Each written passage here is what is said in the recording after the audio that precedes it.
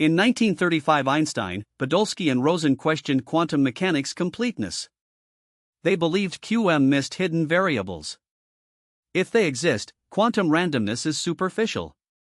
The debate lasted 30 years until math ended it. The EPR paradox. Two entangled particles, measuring one reveals the other instantly. Einstein argued either faster than light signals or QM incomplete. He favored hidden variables deciding outcomes at creation. The spooky action at a distance. Bell's inequality. In 1964, John Bell proved, if hidden variables exist, correlations must satisfy a math inequality. But QM predicts violation. Any local realistic theory has bounded correlations. Experimental verdict. 1982 aspect violated the inequality, supporting QM.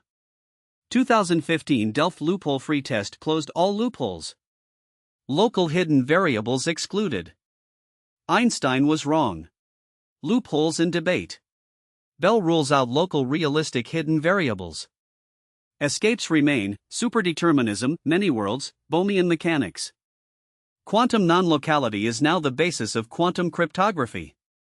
Einstein wanted determinism, but nature chose probability. Bell inequality shows some mysteries have no classical answer.